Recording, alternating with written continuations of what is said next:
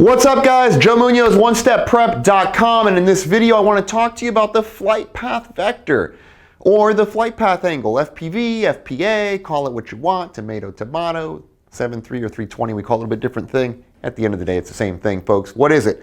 It's not trained very much, unless you take EET, which is a 121 air carrier course required as of March 2019. It's a whole nother topic for maybe another video. By the way, we got a whole course on that. Let's talk about the FPV.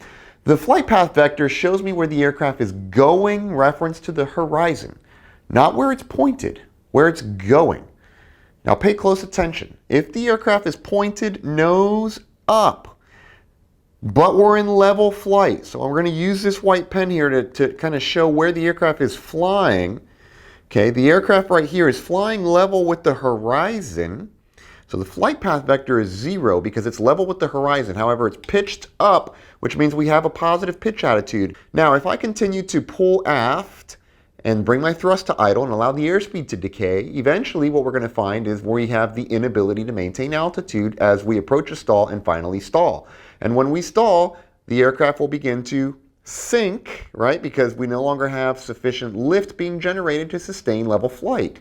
So as the aircraft begins to descend like this, despite the fact that it's still pitched up, my flight path vector will now show a negative indication on the attitude indicator.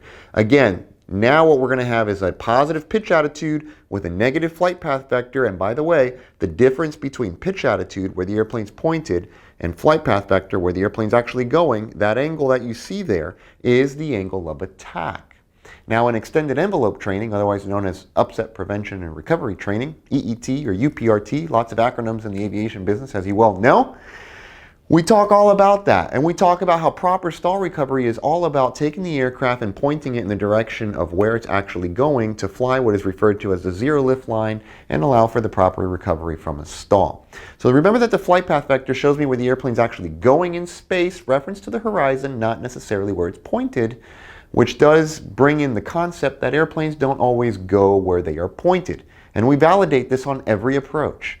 On every approach in a transport jet with slats, we typically have a nose-high pitch attitude, despite the fact that we're descending on an approximate 3-degree glide path or slope, which is about 750 feet per minute. So we're sinking 750 feet per minute, despite the fact that we have a positive pitch attitude, validating the point that aircraft do not always go necessarily where they're pointed.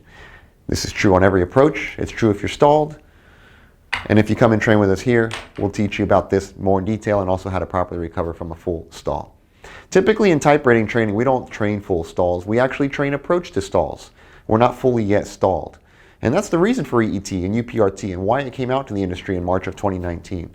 Because transport category, more specifically swept wing jets, have slightly different stall characteristics than what you would expect from a straight wing training aircraft, like a Cessna 172 or a Piper Warrior, where you probably got a private, instrument, commercial, and that was likely the last time you fully stalled an airplane.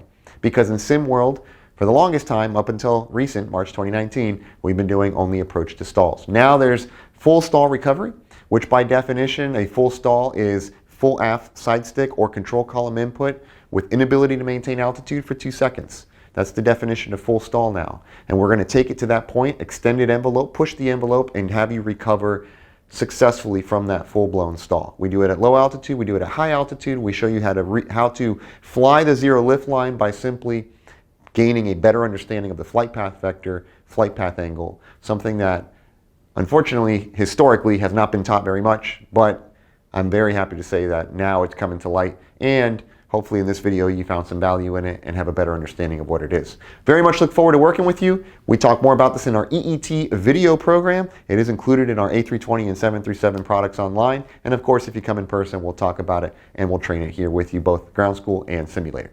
Joe Munoz is the name, Juan Dominguez, your friends in training program success. We'll see you in another video.